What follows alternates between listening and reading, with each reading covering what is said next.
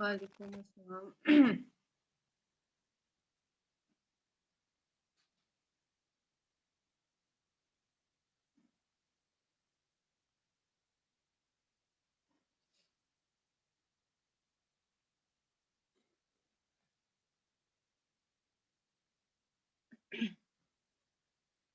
Fourth chapter हम कर रहे थे, उसके कुछ क्वेश्चंस रहते हैं।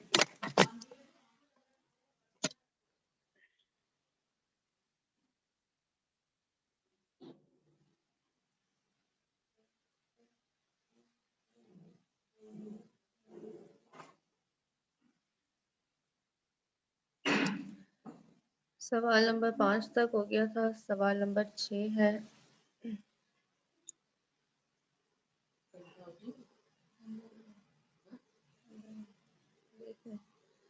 Mohsen is 3 years older than his sister Sana.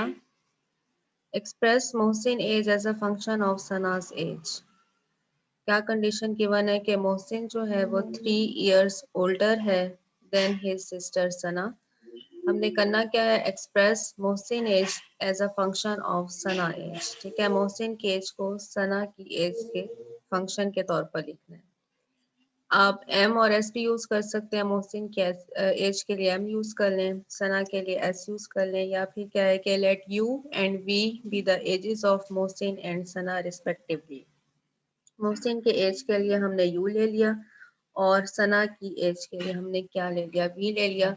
हमने करना क्या है कि मोहसिन की एज को लिखना है in terms of Sana age. तो मोहसिन की एज कितनी है, यू किसके बराबर हो जाएगा, वी प्लस 3, क्योंकि मोहसिन जो है वो सना से 3 साल बड़ा है तो आप क्या करेंगे, ऐड करेंगे। कितने ईयर्स हमें गिवन है, 3 ईयर्स।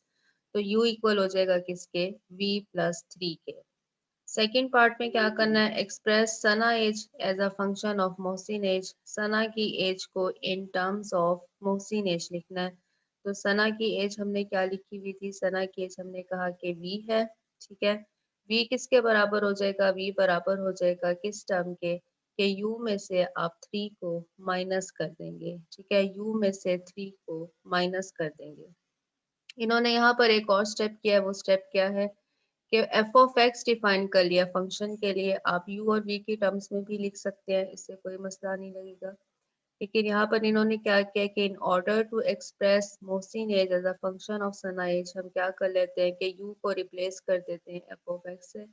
एफ ऑफ एक्स क्या हो जाएगा, एक्स प्लस 3 के बराबर हो जाएगा। सिर्फ क्या किया है कि हमने यहाँ पर एफ ऑफ एक्स लिख लिया है, एफ ऑफ एक्स इसके बराबर हो जाएगा एक्स प्लस 3 के।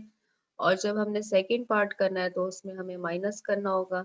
क्योंकि ये इस वक्त एफ ऑफ एक्स जो है वो सना की एज को डिस्क्राइब कर रहा है। एफ ऑफ एक्स इसके बराबर हो जाएगा एक्स माइनस थ्री के। ठीक है, ये सवाल था एज से रिलेटेड, शॉर्ट क्वेश्चन है। नेक्स्ट है, the height in feet of an airplane after t seconds is given by t square over 8। Height के लिए h यूज किया हुआ है। Height of the airplane, plane की जो हाइट है t सेकेंड्स के बाद कितनी हो जाती है, t स्क्वायर ओवर 8। ये फंक्शन हमें गिवन है।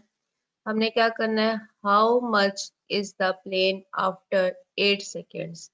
टी सेकेंड्स के लिए हमें हाइट गिवन है, हमने 8 सेकेंड्स के लिए फाइंड करनी है। तो क्या करेंगे, जहां फंक्शन के अंदर टी लिखा हुआ है उसको रिप्लेस कर देंगे इस नंबर 8 के साथ। ठीक है, putting t is equal to 8 in 1 we have h of t, h of 8 किसके बराबर हो जाएगा, 8 स्क्वायर ओवर 8। इसकी वैल्यू कितनी आ जाएगी, 8 आ जाएगी। ठीक है, नेक्स्ट क्या है, how high is the plane after half an minute.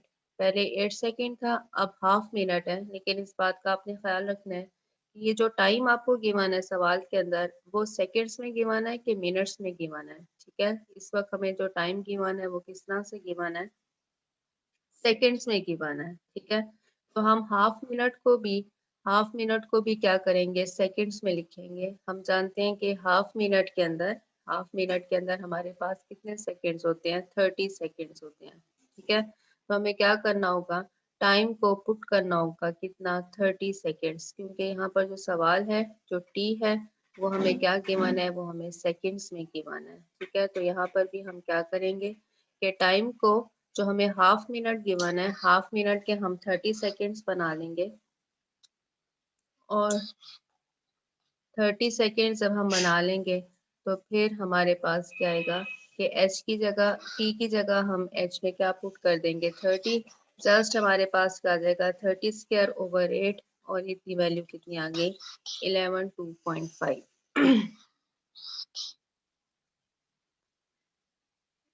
How long does it take for the plane to rise 8 feet? अब हमसे क्या पूछा गया है कि how long does it take, कितना टाइम रिक्वायर्ड है for the plane to rise 8 feet, 8 feet तक पहुंचने के लिए। ठीक है, 8 feet तक पहुंचने के लिए हमें कितना टाइम रिक्वायर्ड है। सवाल की नोयत थोड़ी सी चेंज हो गई है। 1 मिनट जरा मुझे दीजिएगा, मैं अभी आती हूँ।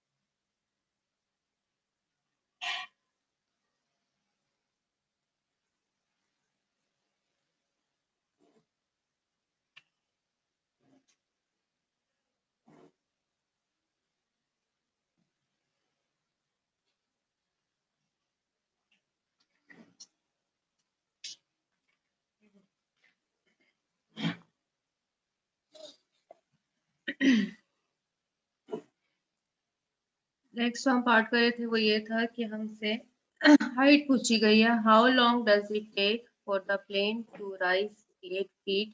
कितना टाइम लगेगा कि हम के जहाज जो है वो 8 फीट की बुलंदी पर पहुंच जाए। ठीक है, तो इसके लिए हम क्या लिखेंगे? थर्ड पार्ट है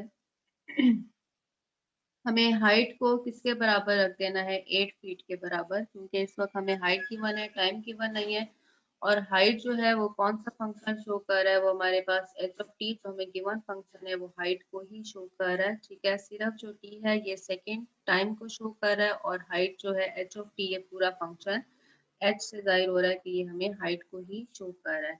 तो हमें इस वक्त क्या पुट करना होगा? हमें इस वक्त हाइट को 8 फीट के बराबर पुट कर देना है। ठीक है, फंक्शन में जहाँ पे एच ऑफ टी लिखा हुआ है उसको अब हम 8 के बराबर पुट कर देंगे। राइट साइड लेफ्ट साइड पर 8 आ जाएगा। 8 किसके बराबर हो जाएगा? T square over 8। ठीक है, टी स्क्वायर ओवर 8 8 के बराबर है।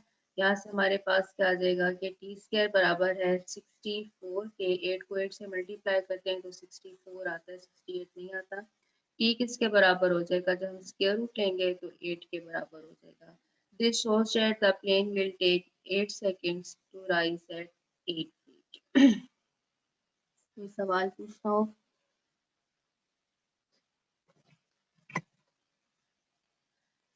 नेक्स्ट है सवाल नंबर 8 है। Newton's second equation of motion is given. ठीक है, न्यूटन लॉ होते हैं फिजिक्स के अंदर, आपने कभी पढ़े होंगे, मैट्रिक में होते थे। Newton second law of motion is given. X किसके बराबर है? You t plus 1/2 AT square, ये हमें गिवन है। Where x is the distance covered by the particle at any point t, u is the constant initial velocity, and a is the constant acceleration. If a is equal to 2 feet per square, ठीक है, and u is equal to 10 feet per square per second, then find the distance covered by the particle after 3 seconds. सारी चीजें हमें given है कि u क्या चीज है, t क्या चीज है। ठीक है, हमने जस्ट अपना काम क्या करना है? हमने यहाँ पर u को वैल्यू कितनी देनी है? 10। ठीक है, इस फंक्शन के अंदर फंक्शन जो हमें गिवन है वो है कि x is equal to u t plus 1/2 AT square. ठीक है, ये हमें फंक्शन गिवन है। जो जो चीजें हमें यहाँ पर रिक्वायर्ड है वो क्या है कि u को हमने वैल्यू देनी है 10। ठीक है, ये इसका यूनिट है फीट पर सेकेंड। ठीक है, यूनिट को नहीं हमने छेड़ना, जो जो हमें यूनिट गिवन है वो वैसे ही रहेगा। u की वैल्यू है 10, जो हमें a गिवन है वो कितना गिवन है? 2। ठीक है, ये इसका यूनिट है। एक्सेलरेशन, एक्सेलरेशन का यूनिट हमें गिवन है कि फीट पर सेकेंड स्क्वायर। ठीक है, 2 फीट पर सेकेंड स्क्वायर। इस वक्त हमें a की वैल्यू कितनी गिवन है? 2। यूनिट को आप रहने दें, यूनिट को हमने कुछ नहीं करना। a की वैल्यू 2 है, u की वैल्यू 10 है, और जो टाइम हमें गिवन है वो कितना है? 3। तो हम इन सब वैल्यूज को इस फंक्शन के अंदर पुट कर देंगे। u की वैल्यू 10, t की वैल्यू 3, a की वैल्यू 2, इन सबको हम इक्वेशन नंबर 1 में पुट करते हैं। तो x की वैल्यू क्या आ जाएगी? u की जगह हमने 10 लिख दिया, t की जगह हमने 3 लिख दिया, a की जगह हमने 2 लिख दिया। अगेन t की जगह हमने क्या करना था? 3, और 3 का स्क्वायर है 30 प्लस 9, 39 हमारे पास इसका आंसर आ रहा है। ठीक है, और हमें कोई चीज कुछ और लिखने की जरूरत नहीं है। ए हमारे पास एक्सेलरेशन होता है। ठीक है, इसके आपने यहाँ पर जो यूनिट्स लिखे हुए इससे नहीं घबराना कि ये F T over S square क्या चीज़ है, ये इसका यूनिट है। जैसे आप देखते हैं कि लेंथ का यूनिट होता है सेंटीमीटर है, मीटर है, इसी तरह से एक्सेलरेशन इसका हमारे पास यूनिट गिवन है। तो यूनिट से आपने नहीं घबराना कि इनको हमने पुट करना है या नहीं करना, सिर्फ जो इनकी वैल्यूज गिवन है वो ये क्या है? 10 है। ये ए की वैल्यू यहाँ से 2 ले लेनी है, और टाइम हमें 3 सेकेंड गिवन है, टी की जगह हमने 3 लिख देना है। ठीक है जी, नेक्स्ट है कि in the figure below find the area of the region between two circles as a function of x. In the figure below, find the area of the region between two circles as a function of x. ठीक है, what will be the area? What will be the area of the region between two circles if x equals to 7? पहला तो हमारा काम क्या है कि find the area, कौन सा एरिया फाइंड करना है? रीजन बिटवीन द सर्कल्स, दो सर्कल्स के दरमियान का जो एरिया है वो हमने फाइंड करना है। ठीक है, तो क्या क्या चीज है हमारे पास कि एक सर्कल ये बना हुआ है, ठीक हो गया, एक सर्कल ये है, दूसरा सर्कल हमारे पास ये है, इनके दरमियान का जो पोर्शन है, ये वाला सारा जो पोर्शन है, इसका हमने क्या करना है, एरिया फाइंड करना है। ये पूरा जो हमारे पास पोर्शन है, इस सारे का हमने एरिया फाइंड करना है। ठीक है, अब सर्कल सर्कल के लिए थोड़ी सी ज्योमेट्री अगर आप देखें, हम लिख लेते हैं कि if A1 and A2 are the areas of the big and small circles. हमारे पास दो सर्कल हैं, जो बड़ा सर्कल है उसके एरिया को हमने नाम दे दिया किसका, A1 का। ठीक है, बड़ा जो सर्कल गिवन है उसके एरिया को हम A1 से रिप्रेजेंट कर रहे हैं। जो छोटा सर्कल है, दरमियान का जो सर्कल है, उसके एरिया को हम किससे रिप्रेजेंट कर रहे हैं, A2 से। ठीक है, सर्कल जब भी आता है, सर्कल के हमारे पास क्या होना चाहिए, एक रेडियस होना चाहिए। ठीक है, रेडियस अगर हमारे पास सर्कल का मौजूद हो तो हम उसका एरिया जो है वो लिख सकते हैं। ठीक है, इसके लिए फार्मूला होता है, एरिया ऑफ सर्कल के लिए हमारे पास फार्मूला होता है पाई आर स्क्वायर। ठीक है, एरिया के लिए, एरिया ऑफ सर्कल के लिए हमारे पास फार्मूला कितना होता है, पाई आर स्क्वायर। ये फार्मूला आपने याद रखना होगा। ठीक है, पाई आर स्क्वायर, और पाई की वैल्यू कितनी होती है, पाई की वैल्यू हमारे पास होती है 22/7। ठीक है, खैर यहाँ पर हमें लिखने की ज़रूरत नहीं है, जस्ट हम क्या लिखेंगे, आर की वैल्यू यहाँ पर पुट कर देंगे। Area of circle pi r square के बराबर है। आर क्या चीज है हमारे पास, रेडियस ऑफ द सर्कल, और रेडियस क्या होता है, कोई भी सर्कल हो, ठीक है, कोई भी सर्कल हो उसका यहाँ पर हमारे पास जो सेंटर है, ठीक है, इसका जो हमारे पास सेंटर है, सेंटर को आप सर्कल के किसी भी पॉइंट के साथ ज्वाइन कर दें। ठीक है, सेंटर को आप सर्कल के किसी भी पॉइंट के साथ ज्वाइन कर दें, तो ये जो डिस्टेंस है ये क्या कहलाता है, रेडियस कहलाता है। इस पॉइंट को आप सर्कल सेंटर को आप यहाँ से कहीं से ज्वाइन कर दें तो भी ये डिस्टेंस सेम रहेगा, ये डिस्टेंस आर के इक्वल होगा। ठीक है, सर्कल में जो सेंटर है, सर्कल का जो सेंटर है उसको आप सर्कल के किसी भी पॉइंट के साथ ज्वाइन कर दें, वो हमारे पास एक कांस्टेंट वैल्यू होती है और वो क्या कहलाता है, सर्कल का रेडियस कहलाता है। ठीक है, तो अगर रेडियस की वैल्यू हमारे पास मौजूद हो तो हम एरिया ऑफ सर्कल को लिख सकते हैं। क्या क्या गिवन है, हमें गिवन है कि ये जो बड़ा सर्कल है, ठीक है, यहाँ से लेकर यहाँ तक हमें रेडियस कितना गिवन है, हमें 9 गिवन है। फिगर में हमें यहाँ पर सब कुछ गिवन है कि ये जो बड़ा सर्कल है, ठीक है, ये इसका सेंटर ये है, बड़े सर्कल का सेंटर ये है, और एरो कहाँ तक लगा हुआ है, बड़े सर्कल तक लगा हुआ है। ठीक है, तो इधर से लेकर इधर तक जो लेंथ है वो कितनी है, वो 9 लेंथ है। मतलब कि हमारे पास जो रेडियस है बड़े सर्कल का वो कितना है, 9। तो एरिया ऑफ ए वन हमें शो कर रहा है कि ये जो बड़ा सर्कल है उसका एरिया है। A1 किसके बराबर हो जाएगा, पाई आर स्क्वायर, आर की वैल्यू कितनी है, 9, तो 9 का स्क्वायर कितना हो जाएगा, 81। ठीक है, 81 पाई हमारे पास बड़े सर्कल का एरिया आ गया। जो छोटा सर्कल है इधर से लेकर इधर तक, इसका रेडियस हमें गिवन है कितना है, x है। तो A2 किसके बराबर हो जाएगा, पाई एक्स स्क्वायर के बराबर हो जाएगा। रेडियस जो है इस वक्त कितना गिवन है, x गिवन है, तो A2 बराबर हो जाएगा पाई एक्स स्क्वायर। रिक्वायर्ड क्या है, रिक्वायर्ड है कि इन दोनों सर्कल्स के दरमियान का जो रीजन है, ये सारा रीजन, ठीक है, इसका एरिया फाइंड करें। तो इसका एरिया आप कैसे फाइंड करेंगे कि बड़े सर्कल के एरिया में से छोटे सर्कल के एरिया को माइनस कर दें। ठीक है, if A is the required area of the region between two circles, then A is equal to area of A1 minus area A2, which is equal to pi 81 pi minus pi x square। Pi common आ रहा था, पाई को हमने बाहर कर दिया, 81 minus x square is the required area। Next क्या करना है, नेक्स्ट इसमें एक और काम भी करना है, वो क्या है कि आप अगर x को वैल्यू दे दें कितनी, 7। ठीक है, इफ x इक्वल्स टू 7, तो फिर हमारे पास कितना एरिया आता है, हमें क्या करना होगा, इसी सवाल के अंदर जितना हमने सॉल्व कर लिया है, यहाँ पर अब x को वैल्यू दे देंगे कितनी, 7। The area of the region between two circles is 81 minus x की जगह हमने 7 लिख लिया, 7 का स्क्वायर पाई है, 81 माइनस 49, और 81 माइनस 49 कितना हो जाएगा, 32 पाई।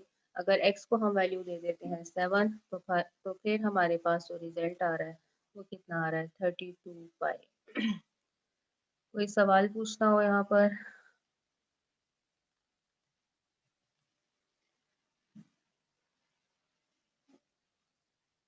समझ आ रही है कि नहीं आ रही? Yes ma'am. आ रही है। नेक्स्ट है सवाल नंबर 10। मेरे ख्याल से इसमें पूरे सवाल है ही नहीं है, चले करते हैं जितने हैं। If x is the side length of the square in the figure below, find the area of the shaded region as a function of x। Figure हमें गिवन है, ठीक है, सवाल के अंदर हमें फिगर गिवन है। क्या सवाल क्या है? सवाल ये है कि if x is the side length of the square in the figure below, ये जो स्क्वायर बना हुआ है, ठीक है, इतना जो स्क्वायर बना हुआ है उसकी जो लेंथ है वो कितनी है, वो x है। Find the area of the shaded region as a function of x। एक स्क्वायर है, उसके अंदर क्या बना हुआ है, उसके अंदर एक सर्कल बना हुआ है। अब जो सर्कल और स्क्वायर के दरमियान का डिफरेंस है उसको शेड किया हुआ है। एक इस शेड ये शेडेड रीजन है, एक हमारे पास ये शेडेड रीजन है, लेकिन ये दो इनको शेड नहीं किया हुआ। तो हमने सिर्फ कौन सा रीजन का एरिया बताना है जो शेडेड है, मतलब कि सिर्फ सिर्फ एक हमारे पास ये पोर्शन है और एक हमारे पास ये पोर्शन है। इन दो पोर्शंस का हमने एरिया बताना है। तो कैसे बताएंगे? Since x is the side length of the square, जो स्क्वायर है उसकी लेंथ हमारे पास कितनी है, हर साइड की लेंथ हमारे पास x है। तो स्क्वायर के लिए हमारे पास एरिया क्या होगा, हम एरिया फाइंड करेंगे स्क्वायर का, हम एरिया फाइंड करेंगे सर्कल का। ठीक है, दो हमें फिगर इस वक्त गिवन है। एक फिगर है हमारे पास स्क्वायर, स्क्वायर की हर साइड की लेंथ कितनी है x। दूसरी जो फिगर है वो क्या गिवन है, सर्कल, और सर्कल के लिए जो हमारे पास रेडियस होगा वो हम देखते हैं कि कितना आता है। हमें एरिया फाइंड करना है किसका, स्क्वायर का, हमें एरिया फाइंड करना है किसका, सर्कल का। Since x is the side length of the square, so its area is। अगर स्क्वायर हो हमारे पास, ठीक है, अगर हमारे पास कोई फिगर है जो स्क्वायर शेप में है, ठीक है, ये स्क्वायर हम बना लेते हैं एक। क्या कंडीशन गिवन है कि इसकी हर साइड उसकी लेंथ कितनी है, x है। ठीक है, तो एरिया हम कैसे लिखते हैं, स्क्वायर का एरिया किसके बराबर होता है, आप लेंथ को हाइट के साथ मल्टीप्लाई कर देते हैं। ठीक है, लेंथ को हम मल्टीप्लाई करते हैं किसके साथ, हाइट के साथ। तो लेंथ भी x है और हाइट भी कितनी है, x है। तो ये कितना हो जाएगा, x मल्टीप्लाई बाय x है, कितना हो जाएगा, x का स्क्वायर बन जाएगा। तो एरिया ऑफ स्क्वायर हमारे पास आया किसके बराबर है, x स्क्वायर के बराबर है। ठीक है, दोनों लेंथ जो आपको गिवन है यहाँ से x और x इनको आपने मल्टीप्लाई कर देना है। नेक्स्ट क्या करना है, नेक्स्ट हमने सर्कल, जो इसके अंदर सर्कल बना हुआ है उसका एरिया भी लिखना है। अभी मैंने आपको बताया कि सर्कल का एरिया होता है पाई आर स्क्वायर। ठीक है, पाई आर स्क्वायर। सिर्फ हमें जो चीज चाहिए वो क्या चाहिए, रेडियस इस वक्त चाहिए।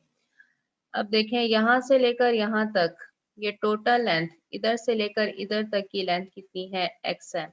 रेडियस क्या होता है, रेडियस हमारे पास होता है कि हमने सेंटर से सर्कल के सेंटर को सर्कल के किसी भी पॉइंट के साथ ज्वाइन कर देना है। ठीक है, तो अब देखें कि ये टोटल लेंथ तो हमारे पास x है, और जो सेंटर है सर्कल का वो इसके कहाँ पर पड़ा हुआ है, इसका हाफ है। ठीक है, इस टोटल लेंथ का यहाँ से एक दफा फिर एक फिगर बना लेते हैं कि यहाँ से लेकर यहाँ तक पूरी लेंथ कितनी है, x है। ठीक है, ये लेंथ चूंकि x गिवन है, ये लेंथ भी x है, तो दरमियान में आप दो पॉइंट्स को ज्वाइन करते हैं, उन सब की लेंथ कितनी है, x है। ठीक है, अब अब रेडियस हमारे पास क्या होता है कि सर्कल के सेंटर को हम किसी भी पॉइंट के साथ ज्वाइन कर दें, मतलब कि इस लेंथ का हाफ, इस लेंथ का हाफ हो जाएगा, क्योंकि हमने सिर्फ इतनी लेंथ लिया, यहाँ से यहाँ तक की लेंथ नहीं ली।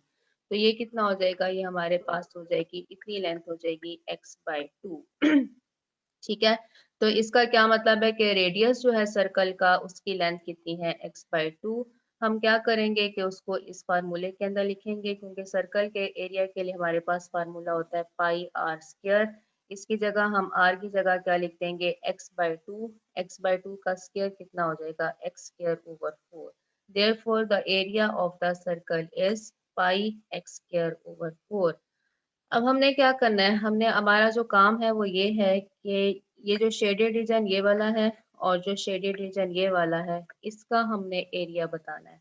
अगर तो ये चारों पोर्शन शामिल होते, ये भी होता और ये भी होता, तो हमने क्या करना था कि जो एरिया हमने स्क्वायर का फाइंड किया हुआ है उसमें से हमने माइनस कर देना था एरिया ऑफ सर्कल। ठीक है, जैसे पिछला हमने काम किया है, एरिया ऑफ स्क्वायर में से हमने एरिया ऑफ सर्कल को माइनस कर देना था। लेकिन अब कंडीशन क्या है कि ये वाला पोर्शन हमें रिक्वायर्ड नहीं है और ना ही ये वाला पोर्शन रिक्वायर्ड है। हमने सिर्फ ये शेडेड एरिया का शेडेड रीजन जो है उसका एरिया फाइंड करना है। तो क्या करेंगे, हम ये करेंगे कि इन दोनों का डिफरेंस कैलकुलेट करेंगे, दोनों एरियाज का डिफरेंस कैलकुलेट करेंगे। ठीक है, A1 माइनस A2 आप कर दें, स्क्वायर स्क्वायर के एरिया में से सर्कल का एरिया हम माइनस कर देंगे। स्क्वायर का एरिया कितना था, x x square minus circle का एरिया कितना है, पाई एक्स स्क्वायर ओवर 4, इनको माइनस किया। और अब हमें क्या करना होगा, इसका हाफ करना होगा, क्योंकि अगर ये चारों हम साइड्स लेते, ये चारों रीजन लेते हैं तो फिर ये पूरा आ जाना था। ठीक है, इसको कुछ करने की जरूरत नहीं थी, जस्ट माइनस करना था। लेकिन अब क्या कर रहे हैं, हम इनमें से सिर्फ दो का फाइंड कर रहे हैं, मतलब कि इसका हम हाफ कर रहे हैं। ठीक है, ये टोटल चार रीजन है, ये टोटल चार रीजन है जो सर्कल और स्क्वायर के एरिया से के दरमियान में आते हैं। लेकिन हमने इसमें से क्या करना है, सिर्फ दो का फाइंड करना है, तो इसलिए हम यहाँ पर क्या कर देंगे, हाफ के साथ हाफ कर देंगे, डिफरेंस का हाफ कर देंगे। 1/2 हमने लिखा, 1/2 लिखा तो हमारे पास जो रिजल्ट आया वो ये आपके सामने 4 minus five x square over 8। ठीक है, नेक्स्ट इस सवाल में क्या करना है, इस सवाल में आपने x को 2 वैल्यू देनी है। ठीक है, what will be the area of the shaded region if x equals to 2। अगर x 2 के बराबर हो जाए तो फिर आपने एरिया बताना है। तो यहाँ पर आपने जस्ट क्या करना है, सवाल आपने सारा सॉल्व कर लिया हुआ है, जहाँ जहाँ x आता है उसकी जगह अब आपने सिर्फ क्या लिखना है, 2 लिख देना है। ठीक है, x की जगह 2 लिखा तो यहाँ पर आपके पास आ जाएगा 4 माइनस फाइव, 2 का स्क्वायर कितना हो जाएगा 8, सॉरी 2 का स्क्वायर हो जाएगा 4, 4 डिवाइडेड बाई 8, ये हमारे पास आ रहा है। तो इसका रिजल्ट आ रहा होगा पाई 4 माइनस पाई डिवाइडेड बाई 2। ठीक है, ये सवाल हो गया। नेक्स्ट मेरा ख्याल है इस तक ही आखिरी है, लेकिन एक आध सवाल और है वो हम देख लेते हैं, यहाँ पर और नहीं है। The cost of a taxi cab ride in Karachi city is ₹14। 14 वैसे आजकल किसी चीज़ की राइड नहीं होती है, खैर सवाल में लिखा हुआ है। The cost of a taxi cab ride in Karachi city is ₹14 for any ride up to and including 1 kilometre. अगर क्या है कि 1 किलोमीटर का सफर तय किया जाए, ठीक है, सिर्फ 1 किलोमीटर के लिए राइड का जो चार्ज करते हैं वो कितना है, हमारे पास 14 है। आफ्टर 1 किलोमीटर, 1 किलोमीटर के बाद क्या होता है, the ride page eight additional amount at the rate of 25 पैसा पर किलोमीटर। अगर राइड जो है वो 1 किलोमीटर से ज़्यादा हो जाती है तो फिर क्या होता है, फिर एडिशनल अमाउंट चार्ज की जाती है। किस तरह से, 25 पैसा पर किलोमीटर के हिसाब से। If f of x is the total cost in rupees for a ride of x kilometer, find the value of the function f of x. Also find the fare for a travel of 8 kilometers in the city. दो तरह के functions हमने define करने, कल हमने एक सवाल किया था जिसमें दो फंक्शंस थे। ठीक है, एक ही फंक्शन के अंदर x की डिफरेंट वैल्यूज के लिए दो अलग अलग फंक्शंस डिफाइन किए हुए थे। बिल्कुल ये सवाल उसी तरह से है लेकिन स्टेटमेंट के साथ है। स्टेटमेंट को एक दफ़ा समझ लें। स्टेटमेंट क्या है कि कराची में अगर आप 1 किलोमीटर की राइड करते हैं तो फिर हमारे पास पर किलोमीटर, मतलब 1 किलोमीटर के लिए जो फेयर चार्ज किया जाता है वो कितना है, ₹14 है। लेकिन जब 1 किलोमीटर से ज़्यादा की राइड है तो फिर एडिशनल अमाउंट हमें देनी पड़ती है, वो कितनी है कि 25 पैसा पर किलोमीटर के हिसाब से। ठीक है, तो इसको सॉल्व कैसे करना है हमने, अगर तो हमारे पास 1 किलोमीटर तक की राइड है, ठीक है, मतलब जो राइड है वो जाहिर सी बात है 1 किलोमीटर, कभी भी हमारे पास किलोमीटर नेगेटिव नहीं हो सकते। एक्स की वैल्यू एक्स की वैल्यू 0 से बड़ी होगी और 1 किलोमीटर है तो या तो 1 के इक्वल होगी या फिर 1 के बराबर होगी। ठीक है, 1 किलोमीटर तक की जो राइड है, ठीक है, हो सकता है कि 1 किलोमीटर से छोटा थोड़ा कम फासला हो जाए, तो इसका क्या मतलब है कि x की जो यहाँ पर वैल्यू आएगी वो 0 से बड़ी होगी, क्योंकि पॉजिटिव नंबर है। किलोमीटर्स अगर आपने कोई सफ़र तय करना है तो हमेशा वो एक पॉजिटिव नंबर होगा। x जो है वो ग्रेटर देन 0 होगा, और x जो है या तो 1 के बराबर है या फिर 1 से लेस है। तो इसके लिए, इस रीजन के लिए हमारे पास फेयर कितना है, 14 रुपीज़ है। ठीक है, नेक्स्ट क्या है कि अगर हमारे पास जो फासला है वो 1 किलोमीटर से ज़्यादा हो जाता है, ठीक, तो फिर एडिशनल अमाउंट हमें पे करनी है। वो कितनी है कि 0.25 पैसास पर किलोमीटर। ठीक है, अब यहाँ पर हमने किस तरह से डिफाइन करना होगा कि 14 तो हमारे पास 1 किलोमीटर की राइड है, ठीक है, उसके लिए हमें 14 तो पे करना ही है। उसके बाद हमें क्या करना है कि 0.25 हमें कैलकुलेट और पे करना है। किस तरह से, x-1। अब सवाल यहाँ पर यह है कि x-1 हमने कैसे लिख दिया। बाकी सारी चीज़ें तो क्लियर हैं कि 14 हमें 1 किलोमीटर की राइड है। उसके बाद अगर हम 1 किलोमीटर से ज़्यादा का फासला तय करें तो उसमें हम क्या लिखेंगे कि 0.25 हमें पैसा चूंगे गिवन है, रुपए नहीं है, 25 रुपए नहीं है बल्कि 25 पैसा है। ठीक है, तो हमें क्या लिखना होगा, 0.25। ठीक है, पैसा जो होता है वो पॉइंट्स में लिखे जाते हैं। और x-1 हमने कैसे लिखा, x-1 हमें इस तरह से लिखना है कि पर किलोमीटर की बात हो रही है। ठीक है, 1 किलोमीटर के लिए इसका मतलब ये है कि ये जो हमारे पास फासला है, x-1 का जो फासला है वो 1 किलोमीटर से कम है। ठीक है, अगर 1 किलोमीटर से ज़्यादा हो जाएगा तो फिर यहाँ पर चार्जेस जो हैं वो ज़्यादा हो जाएंगे। मतलब कि ये 14 से 14 तो 1 किलोमीटर को शो कर रहा है, और जो x-1 है ये शो कर रहा है कि ये जो पूरा टोटल फासला है ये 1 से लेकर 2 तक के दरमियान है। जैसे कि ये फासला था, ये 0 से लेकर 1 तक के दरमियान था। ये फासला जो है ये शो कर रहा है, ये फासला कहाँ से कहाँ तक है, 1 से शुरू हो रहा है और 2 तक के दरमियान में है। ठीक है, तो इसके लिए हम क्या करेंगे कि x-1 शो कर रहा है कि ये जो फासला गिवन है ये हमारे पास किस तरह से है, ये फासला हमारा 1 किलोमीटर से थोड़ा सा कम है।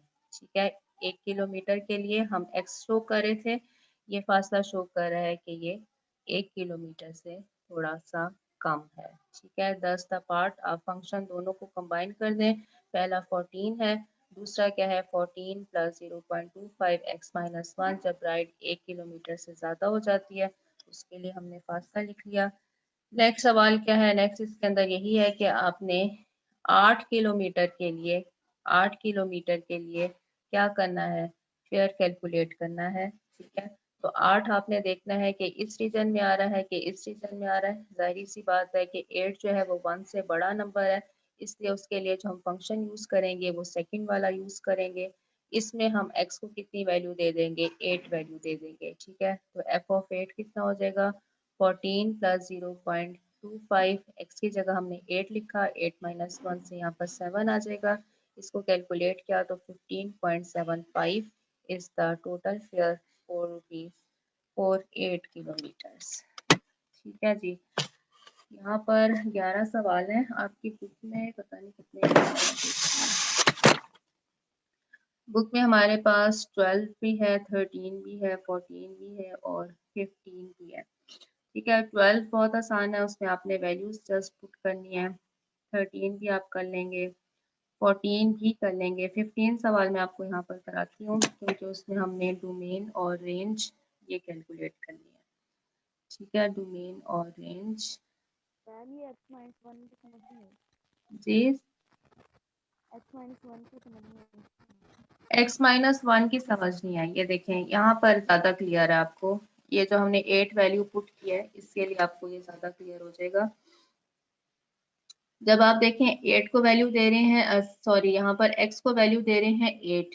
ठीक है, 8 वैल्यू जब आपने देनी है तो 14, ठीक, और 14 से यहाँ पर अब आप x नहीं लिखेंगे, 0.25 के साथ x नहीं लिखेंगे बल्कि x-1 लिखेंगे। क्यों लिखेंगे कि ये वाला जो फासला होगा टोटल, ठीक है, ये जो फासला है इसकी वैल्यू x-1 इसलिए लिखी जा रही है कि ये 1 किलोमीटर से कुछ कम फासला है। 1 किलोमीटर के लिए हमारे पास फासला कितना हो गया, फेयर कितना हो गया 14, और 1 किलोमीटर से जब बढ़ता है, ठीक है, 1 किलोमीटर से जब हमारे पास फासला जो है वो बढ़ता है, तो ये जो 1 किलोमीटर से फासला हम बढ़ा रहे हैं, ये फासला 1 और 2 के दरमियान होना चाहिए। इस फासले को 1 किलोमीटर से थोड़ा सा कम होना चाहिए, ठीक है। तो हम इसके लिए हम क्या यूज़ कर रहे हैं, x-1, 1 किलोमीटर को 1 किलोमीटर से थोड़ा सा कम, ठीक है।